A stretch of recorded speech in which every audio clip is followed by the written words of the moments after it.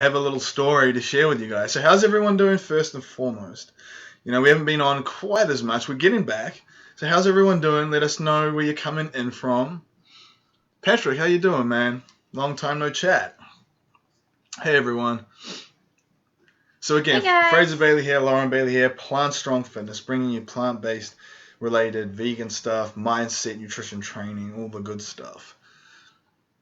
All right. I Sunny got everything 70 set up. degrees in Now I'm Cleveland. ready. It's beautiful down here as well. I mean, the weather's perfect right now.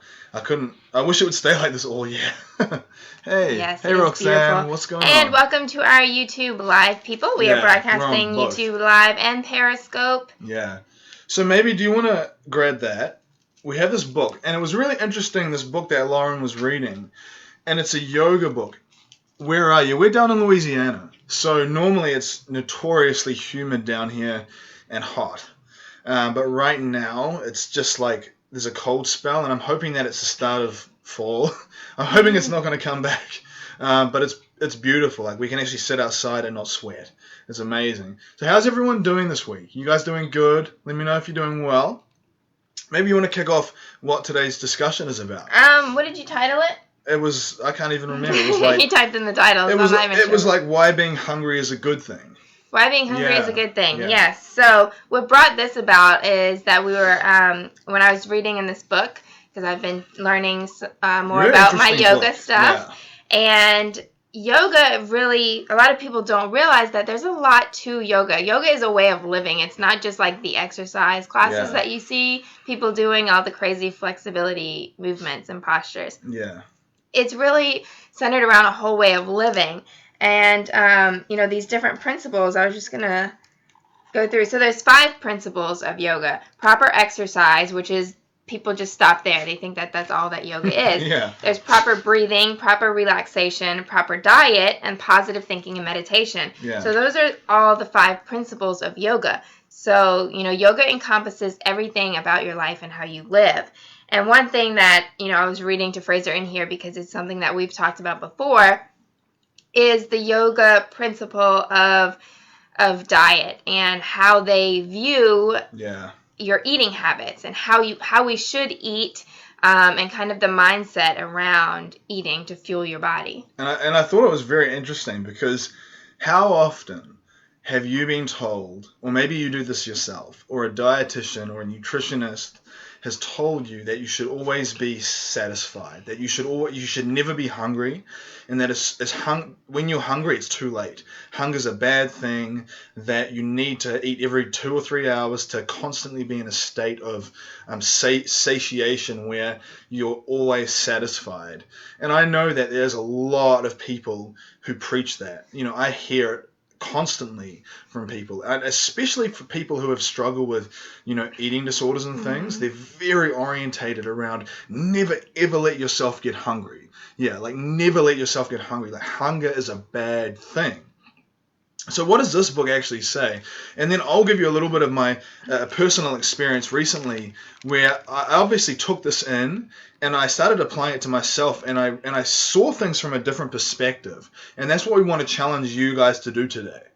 Yeah, so I'll read you just this little... And thank you for the hearts, guys. This thank little you. part that I read to Fraser. Moderate diet is defined to mean taking pleasant and sweet food, leaving 1/4 of the stomach free, and offering the act up. So right there is saying leave 1/4 of your stomach free. So you don't always have to be full. Like so many times we just feel like if we're not full, then there's room to be eating something else. Yeah, we're going to binge eat or something. And it says, we're told that a moderate, nutritious, and light diet is key to success in yoga. Easily digested, fresh vegetarian foods, simply cooked, are thought to be a good source of prana, or life force. Overeating issue, yeah. I think we all It's advised that the way to be always happy is always to feel a little hungry. And so what they're saying there is the way to finding yourself and it being centered is to actually be in a state of hunger sometimes. And in fact, even embrace hunger as a good thing. And I'll give you an example for myself. A couple of months ago, probably 4 or 5, 6 months ago, I was dieting down a little bit, getting a little bit leaner and things like that. And I was really enjoying my food because I was often more in a state of hunger. So when I did eat, I seemed to appreciate my food more. It tasted better. I had a deeper connection with what I was eating, and I felt more present around that. When I started just kind of having a dietary break where I wasn't eating junk, but I was just eating till I was full. And this is before, but this is before Lauren told me this part in the book. And I was eating till I was full. And I found that over time, I just started to become desensitized to food. The food didn't taste as good, so I actually needed to eat more to feel like I was getting the same taste. I didn't seem to appreciate the food as much. It was just there, and I was like, oh, whatever. So I almost started to develop like this entitlement mentality where the food's there, whatever. And it shifted my mindset. And when she read this to me, I thought to myself, like, I hear people all the time giving advice saying, you can never be hungry. Like my dietitian told me that hunger is a bad thing and I should eat every 2 to 3 hours. The problem and the challenge with that mentality is that they're so detached from their true being that that's the only way they can handle their addiction around food. It's the only way you can handle your emotional response around food is to keep pumping it into your system to bring yourself back up again.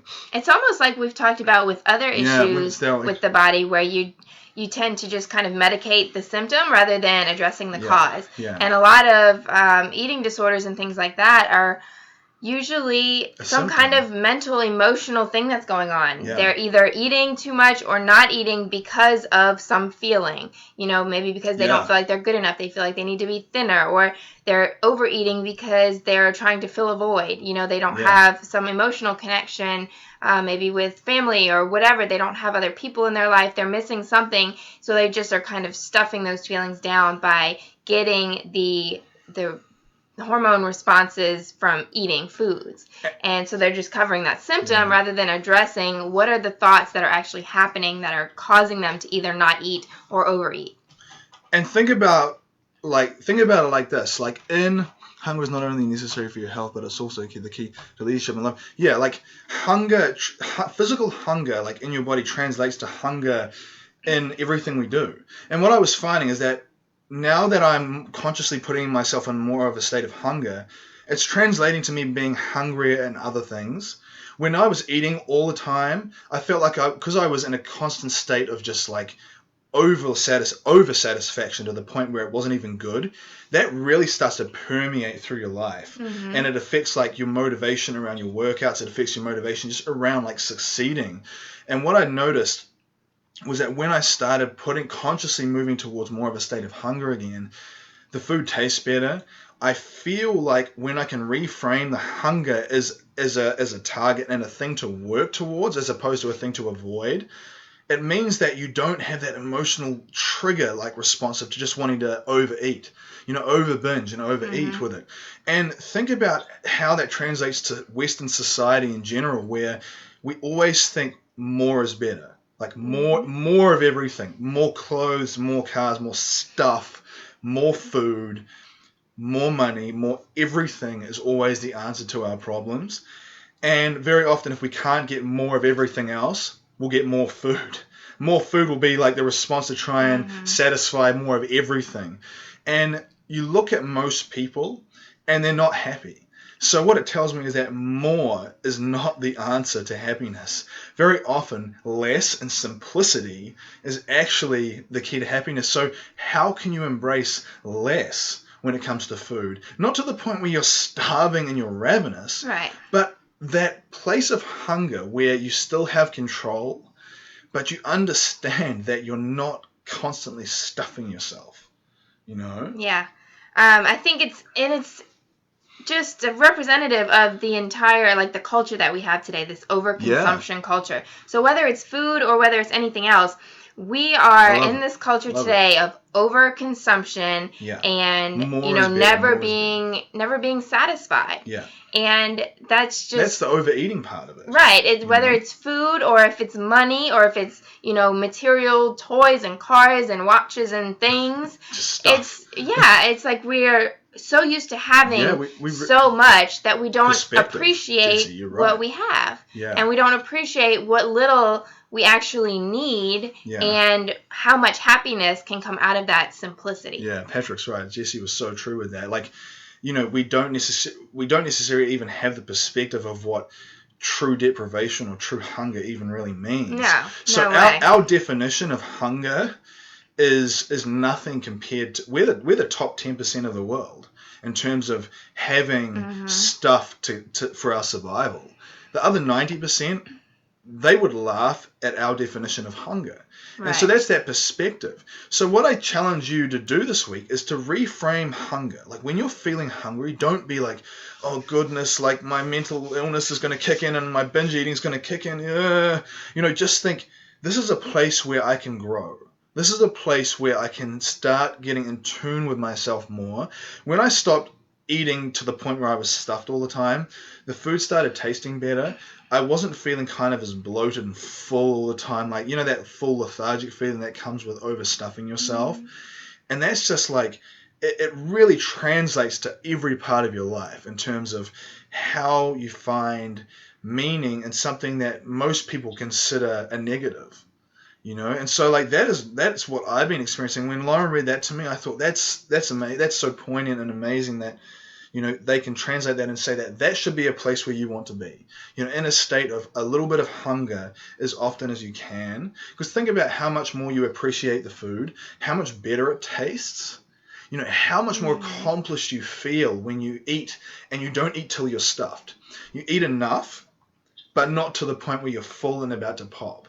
Like you feel like you're in control. Like you feel like you have more mental clarity. And all those things just like translate to every other part of your life. Like this analogy that we're talking about now with food and not overstuffing yourself and embracing hunger, that really applies to everything.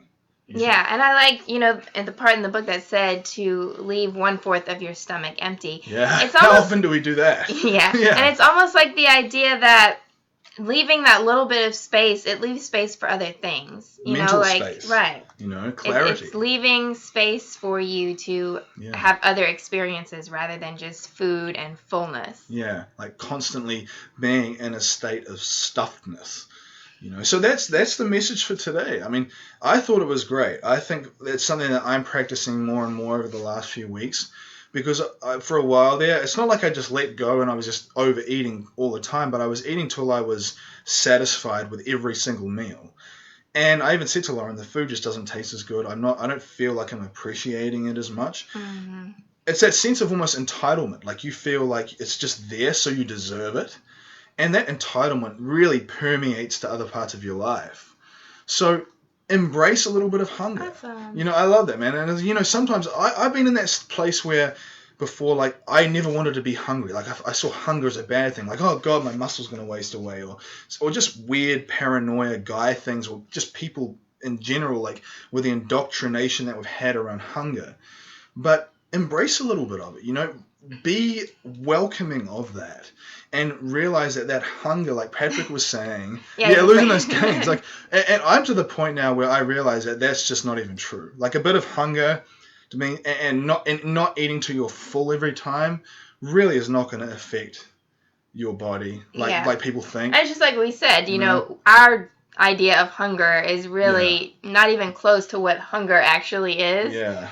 In the world, for people who are deprived of food, who experience hunger, like that's at that state of hunger is when your body starts to break down its muscle mass. But our idea of hunger is nowhere close. Our body has the nutrients it needs. Yeah, just like how much protein and exactly how much food do we need? How full do we have to be all the time?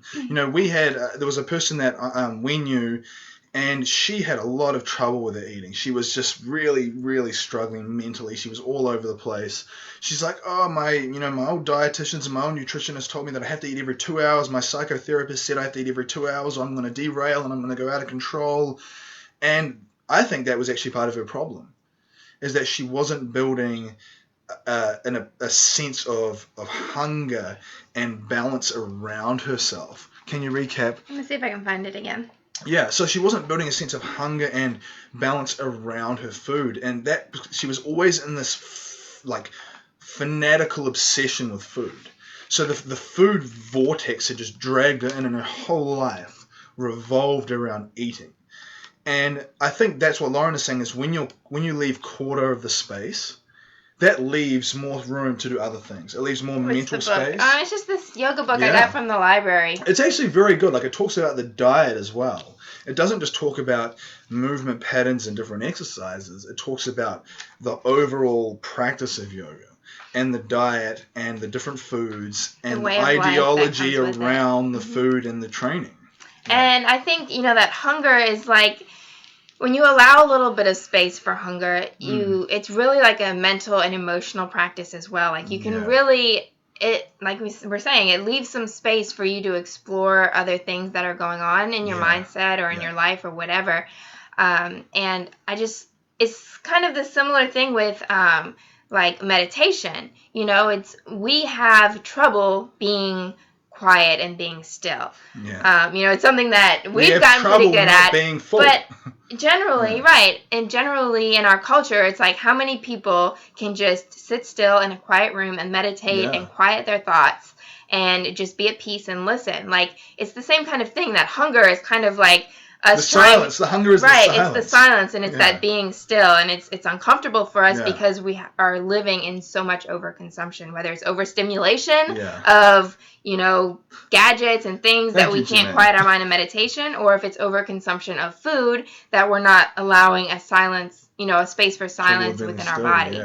And see how the parallels transcend everything. Like Lauren was talking about our trouble with being still, our trouble with just having like silence in our mind, and how we avoid that because it feels uncomfortable, and how we avoid feeling hungry because that feels uncomfortable as well. And it's all that Western ideology around overconsumption. Like more is better. Thanks for all the hearts. The answer to our worries and our problems and our life's challenges is more. And if that were the case, we would all be the healthiest, most grounded, rational, sane people in the world. And just take a look at some of these people in our society today. Are they like that? No. And so that tells you that more is not the answer. And in fact, sometimes it's that fine balance between having nothing and having a less and having more. You have to find that sweet spot somewhere. And you'll know when you're there because you'll have a lot of simplicity in your life. You won't have a lot of clutter, mental clutter. You won't have a lot of clutter around food. And so for me... Thank you, Carbon Marvin. Thank you. Yeah, so for me, I tell you, embrace hunger this week. Even a little bit. Always be... And that's the thing with Lauren was saying, leave quarter. Quarter of your stomach. Because that allows you to be in control, but it allows you to be a little bit hungry through the day. Just enough that you're aware of it, but not enough that it's like, consuming your life either. Make space. Yeah, so make space. So think of the hunger mentally as making space for more mental clarity for yourself, and reframe when you're hungry and see it as this practice. See it as this thing of simplicity and appreciation around food, because when you look at the food and you realize where it's come from and what's it's taken to be on your plate, like you have more of a sense of gratitude around that. And I think that's a really important connection that this book emphasizes as well. Yeah, so I'm going to reread it really quickly. Thank you. Awesome. So it says, moderate diet is defined to mean taking pleasant and sweet food, leaving 1/4 of the stomach free and offering the act up. We're told that a moderate, nutritious, and light diet is key to success in yoga. Yeah. Easily digested, fresh vegetarian foods, simply cooked. And that's another thing. Yoga stresses vegetarianism. Yeah. And it probably, in today's day and age, I would say it would be veganism, really. Yeah. Because, back in the early days of yoga, you could maybe consume eggs or dairy without, it wasn't like mass production like it is today. It was like you had a pet cow or you had pet chickens and you went ahead and got the eggs, and you weren't really harming those animals or anything like that. So that's and veganism kind of came as an evolution out of the original vegetarianism. Yeah. So that's what it's referring to. In the book, they kind of talk about how the plant foods add to your life force. Right, because, and that's, as it goes into more of the mindset foods, and the principles add to your life force. Of yoga, one of those principles is not doing harm to other living beings. Yeah. So that's where the vegetarian or vegan ideology in the food comes along with yoga. So I challenge all of the yogis and yoga practitioners. Eat more plants. Yes, work on your plant-based diet, because that is a fundamental principle of yoga. And even if you don't do yoga, add more plants and think of plants as being a life force food, and part of that congruency, down 25 pounds. That's awesome, dude. Wow, Patrick. I'd love to see you in a scope soon so I can see how you look, man. But think of more plant foods as life force foods combined with being leaving quarter of that room. That space, that space is mental clarity. That space is like lack of lethargy. Like, you don't want to be in a place where you're always full, because you're gonna have no mental clarity with it. So let me finish. You can go to plantstrongscope.com. Has the links for all of our stuff. Yeah. Our main website is plantstrongfitness.com. We're on Facebook. Yeah. We're on Twitter. We're on Instagram. Instagram is awesome because you get to see all of our Plant Strong foods. So just to finish that sentence I was reading before I went off on my vegan food tangent. Easily digested, fresh, vegetarian foods, simply cooked, are thought to be a good source of prana or life force. Prana being energy and life force. It's advised that the way to be always happy is always to feel a little hungry. So think about that this week. And when you feel like the binge eating is setting in or the cravings are setting in, reframe that word craving or binge eating or that mentality that you have with a sense of space, with a sense of peace inside yourself, that you're on track with your hunger. Your hunger is in alignment with your mental clarity. And yes, that is our YouTube channel. Even if you don't feel it right now, just embrace it and you will grow into it. For me, years and years of sort of bodybuilding has taught me to never be in a place of hunger. And so when I learn these things, I want to share them with you, because I know that if I can do this and I can reframe how I'm seeing these things, you can too. And I know that it's going to help with your mental state. If you have people that are obsessed with food or always have to be in a state of fullness, explain this to them. Explain to them that leaving a little bit for hunger is leaving a little bit for space for mental clarity. So that's the most important part. I read about taking sacred pause and just experience the feeling of craving. Yeah, and they often talk about that before you eat a meal, where you just kind of sit and you just look at the food and you just say a silent prayer about being thankful for this. Yeah. For some people, they make, I don't have time for that. It just sounds corny or whatever. But I think there's a lot of mental clarity behind that. Mm-hmm. And the more we practice that, and I found that the more I focus on my hunger, the more I appreciate food. I tend to eat a bit slower because I want to make it last longer. I want to savor the taste. So I'm not just stuffing it down. So that's... Yeah, I started doing that actually as soon as I switched to veganism. I found myself just naturally, when I would sit down to eat, I would have that natural pause, because I had this gratitude. And my kind of, like Catholics have, they'll pray before their meal and they'll say this little prayer. For me, and I never really got into that habit, even though I was raised Catholic. But when I switched to veganism, I found naturally I was pausing before my meals and just simply saying thank you. I had this gratitude for food that I had available to me that was a fuel source for my body. Almost a year now. Almost 1 year. So not a long time, but it feels like a lifetime. Yeah. A good, clean sources of food that didn't have to harm anybody else. That it was just food from the earth that had been nourished. Start on social, contact us, and we can talk to you more. So if you go to www.plantstrongfitness.com, we can help you out, because the protein route, I found first experience, is a horrible route to go down. It's horrible. You don't feel good. What was that? What route? She's just saying that her trainer right now is making her go down the protein route. Oh. And, I did that for a long time, and I really wish I knew what I knew now. Bobby's Vlog, we're happy to help you. Find us on Facebook. Our free Facebook group will probably be the best resource for you at that stage. She's a vegetarian. I think it's because we contribute. We contribute and post a lot in that. So if you search Plant Strong Fitness and look for the group on Facebook, that is us, and we contribute a lot on there, and there's a lot of support in there. It's not one of those groups where there's haters and trolls and weirdos. We just basically help people figure it out, whether they're non-vegan, vegetarian, vegan, whatever it is. So I thought your picture looked like a girl, but I wasn't really paying attention to the picture. Yeah. So and that's the thing to remember is that like you were saying, the protein route, I did it. It was not good. But you learn from those experiences.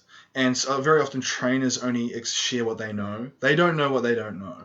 And very often a lot of them don't know about how to optimize someone on a plant-based diet.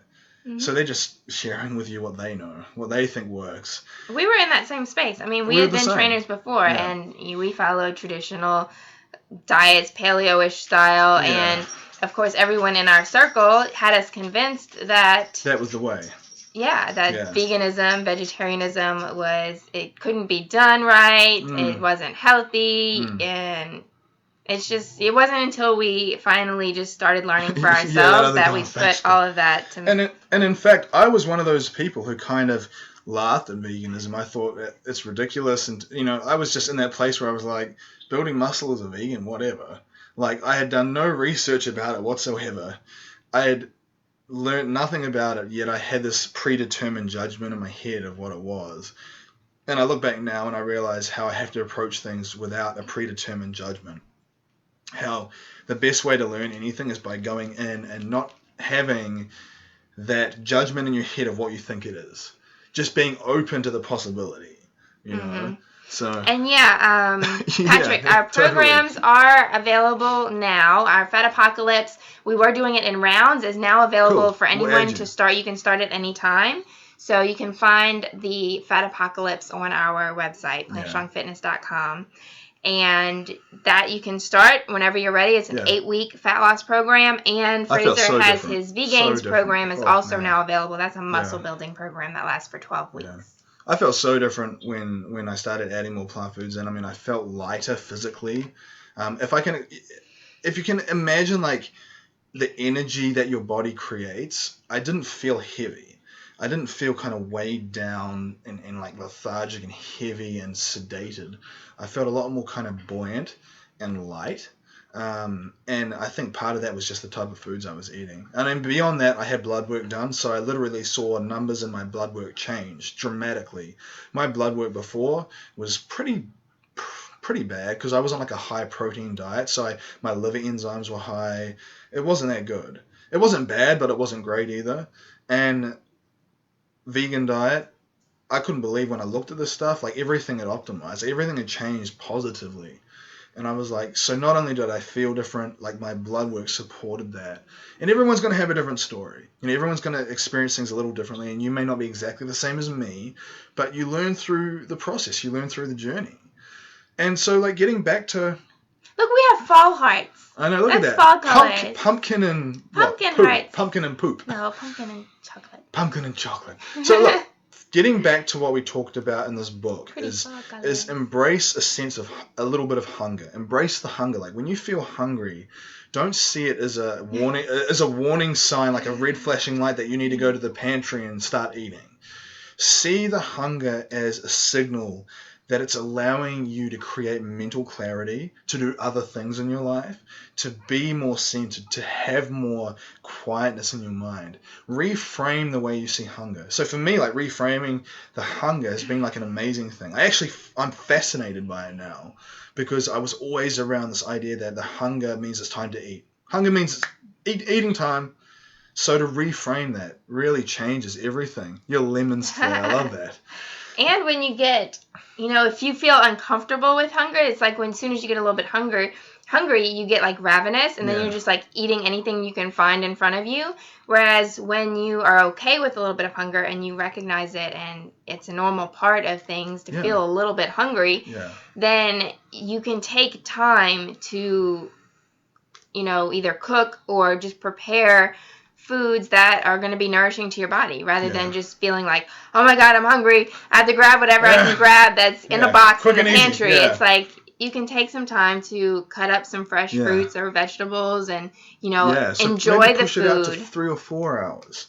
So challenges. If you get hungry every 2 to 3 hours, push it out that extra hour.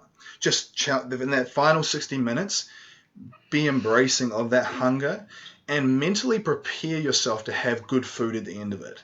So visualize the good food. Visualize eating healthy. Visualize rewarding yourself with nourishment to your body at the end of it, as opposed to kind of just like satisfying an emotional void. Mm-hmm. And so like for me, that was an awesome part to reframe, is to reframe the hunger. Change the way you see it. It was like Wayne Dyer was talking about how eat till you're full and then stop. And when he's saying full, he's meaning eat to the point where you're satisfied and then stop. Don't eat till the point you're stuffed. And it's a learning curve. We've all been indoctrinated and taught to eat till we're sort of stuffed. So never eat to the point where you still have a little bit left. Embrace that little bit of space. Mm-hmm. Yeah. It's really important. So that is it for today, guys. I hope you liked that one. I think it's a very different perspective on what most people are used to. Yeah, definitely. And you're going to have people, if you explain this. Being vegan, you mean? Yeah. It was definitely. It was easier when you do it together because you're not fighting an uphill battle. You're not having one person pulling the other person in the other direction. Yeah, and initially when we started out, it wasn't. We didn't even. There was no intention. Yeah, we didn't set out to say, okay, we're going vegan. Yeah. It was just, I had read the World Peace Diet. I didn't even finish the book. I had started reading the World Peace Diet, and I was like, this is making sense. I'm going to start doing this. I'm just going to start implementing some of these things. I'm going to stop eating flesh. I saw that. That's how I cool. started. Yeah. I just went flesh free, so I wasn't eating any kind of flesh. And as I was kind of doing it, Fraser was interested, but he was still at that, bodybuilder, huge muscles. He's like, am I going to be able to do it and maintain my lifestyle, of my fitness lifestyle? So he was interested and was just kind of watching what I was doing. And he started a little bit after me, and he started by just playing with foods like quinoa that he knew was a complete protein, so he would start making meals around that. And he might have, he started with having just like one meal that was a vegan meal. And I built on it. So we started a little bit different in our approach, but we still kind of went into the same direction together, and it did make it a lot easier. More so, not so much even just because of the food or the cooking and preparation in the house, but just the mental aspect and the support. That he didn't think I was being a weirdo in what I was doing, that he understood it. That's the most important thing. And that's the thing that we tell people who are not vegan is don't feel like you have to accomplish a label from day one. Don't focus on the label. Definitely focus on wherever you're doing this, like whatever your passion is, focus on that passion without the label and just experience it. Just begin. Like, you can't go wrong by adding more plant-based foods in some way, shape or form. And that's all that we did. We just started and we grew through that. And that was, that's the thing is, don't be a weirdo. And like, you very often, like, the right people will come into your life whenever you start this. Whatever you do, the right people will align themselves into your life anyway, and believe that. So the people that are going to help you transcend the gaps that you need to will appear in your life, and they will help you. And maybe we're here to help one of you, and maybe one of you is here to help someone else on here. So like when the teacher is, when the students are ready, the teacher will appear. And likewise, when the students are ready, the teacher will appear. And when the teacher's ready, the students will appear. So it's both ways, Yeah. And don't feel like, you have to go 100% and never make any mistakes. I think that was a good part of the way we approached it, is that we just started we started doing it, and we started doing it as we learned. Like, we didn't say, okay, I'm going vegan, and then 3 days later, when we accidentally ate something that wasn't vegan, then we were like, oh my God, we're a failure. You know, it was a learning process. That's why I started with flesh-free, because I knew that's easily recognizable. You know what flesh is. Yeah. And then I said, okay, I'm going to eliminate everything that's obvious. So all dairy, all eggs, anything like that. And then from there, I said, okay, now I'm going to start learning what hidden foods on labels are actually animal products, things like gelatin and things like that. So I took it as a progression, and then before I knew it, I was, 100% vegan. And someone said, what do you do with people who say they hate vegans? And what I realized is that they don't hate me. They don't, when they're saying things, it's not that they hate me. They just hate what they think is the ideology they're looking at.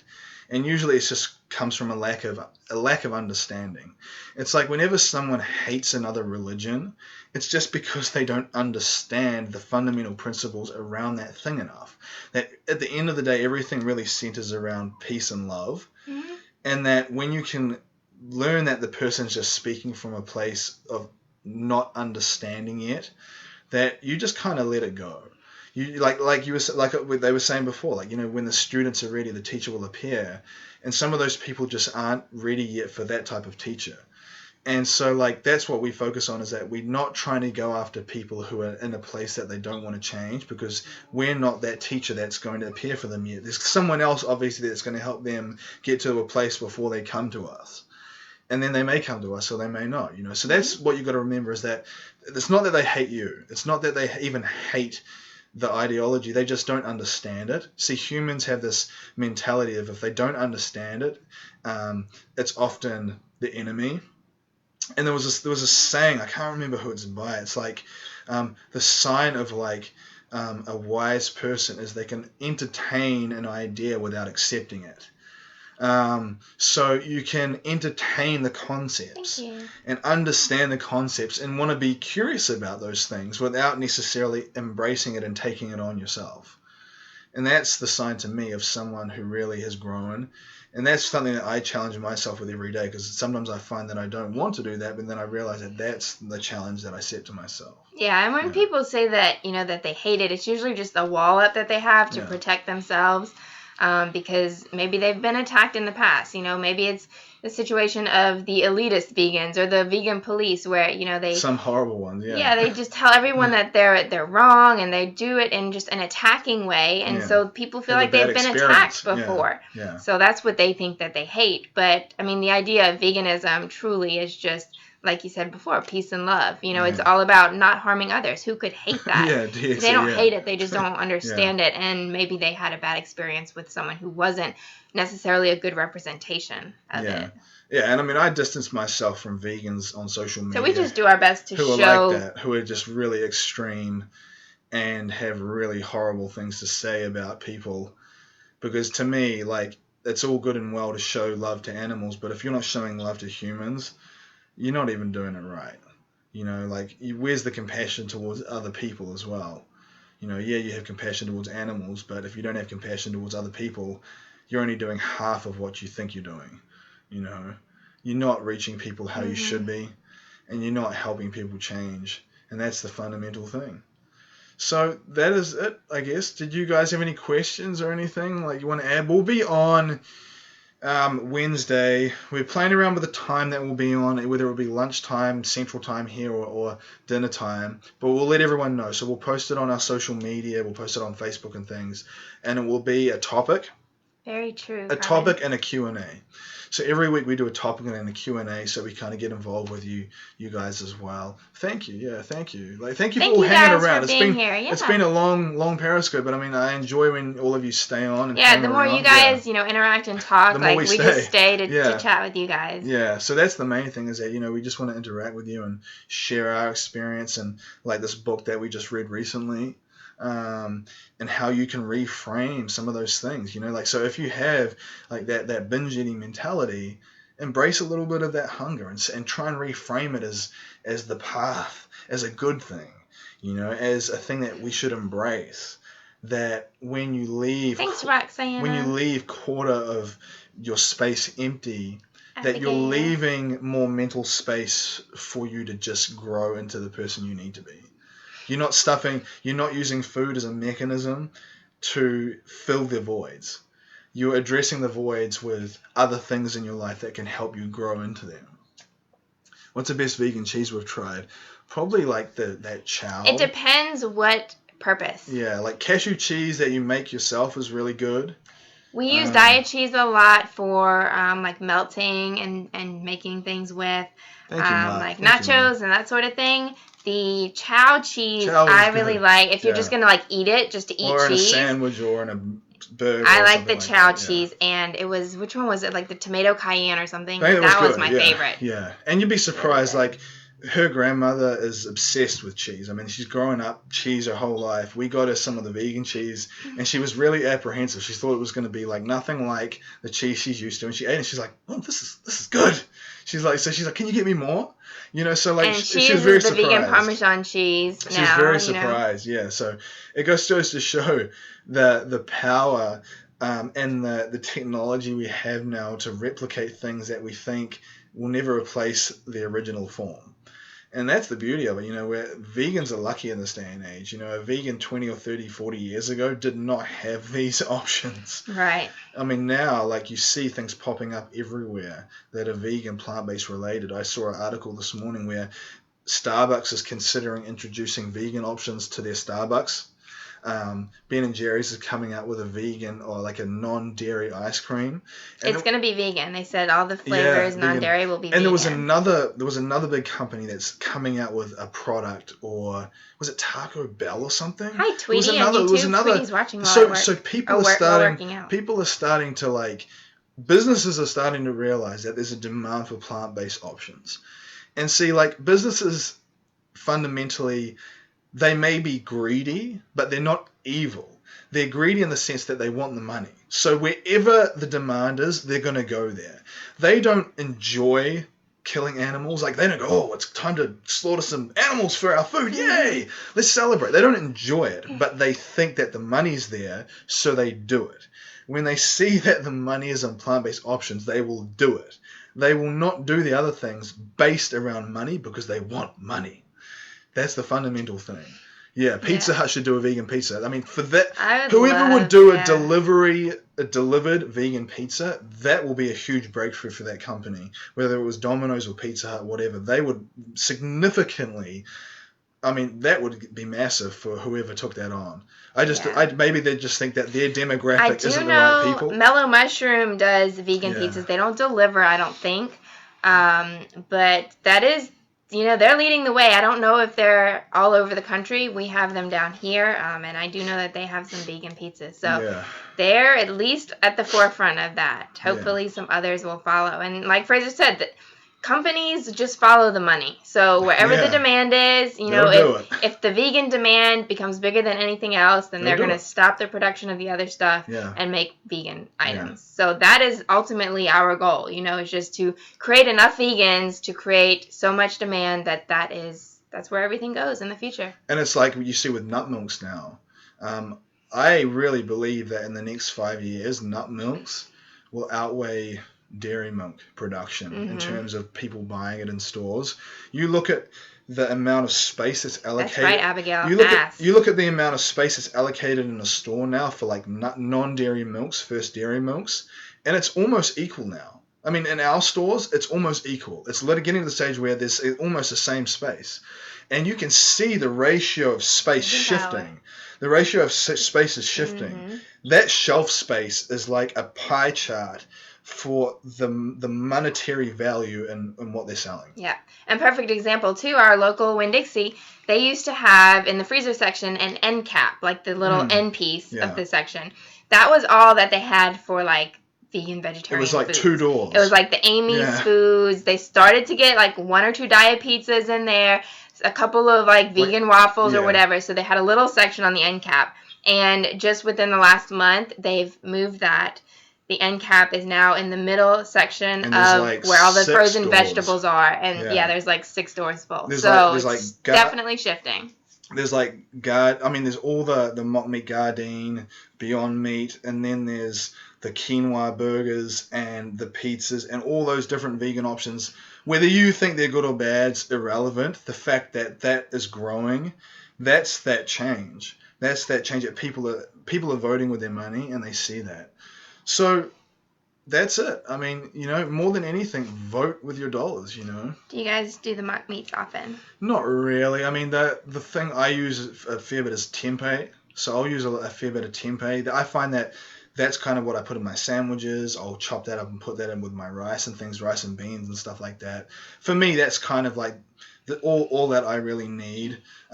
We do mock meats on occasion, but it's not like every day or anything. Yeah, like he used it more when he didn't have tempeh because it's hard to get it locally here. We have to go all the way into Whole Foods. And I was still, I guess, in the mindset that my plate had to look a certain way as well. Like, very often I think like a protein. The reason why mock meats do well with people who are transitioning is because they're anchored around the idea that their plate has to look a certain way. So they need to have like meat protein or something that looks like protein.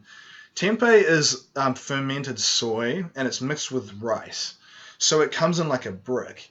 And you can crumble it up or you can slice it up, and I pan fry it. And if I was going to try and describe to you the taste, it's almost like hash browns.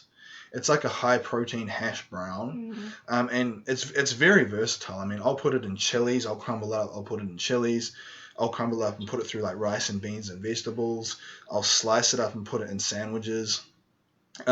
So it's high in protein, fermented soy with rice, and I find that for me, I love that stuff. And when we do use mock meats, our favorite ones are the Beyond Meat products, especially the crumbles. Good. So that's like the only real mock meat that I use is like the Beyond Meat beef crumbles. It's actually soy-free and gluten-free. And your dad uses it a lot now as well. And it's really good to use instead of like anything that you would use ground meat. Like we made sloppy joes with it. We make tacos with it. You can stuff peppers with it. Yeah. So I really like their ground meat crumbles. And it's a pea protein. Mm-hmm. So it's a pea protein concentrate. And it's one of the more modern, newer mock meats out there. So the ingredients lists in them start to shrink more and more. Yeah, it's a cleaner as it gets to more just the fundamental ingredients. So look, again, like anything else we want to cover, or if you aren't in our group, search Plant Strong Fitness on Facebook, join us.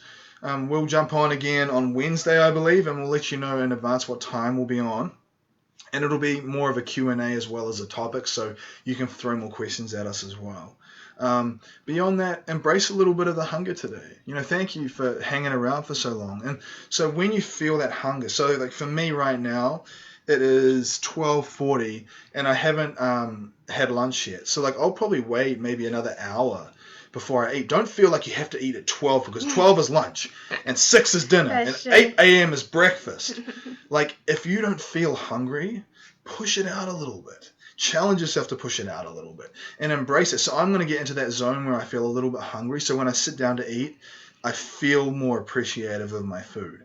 And that appreciation really does transfer to just you appreciating life in general and appreciating the simple things that a lot of people tend to overlook.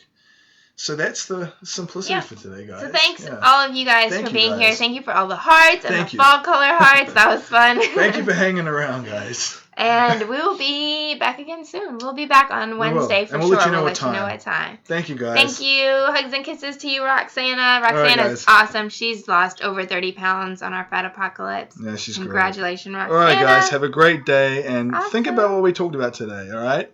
Bye, guys. Bye, guys.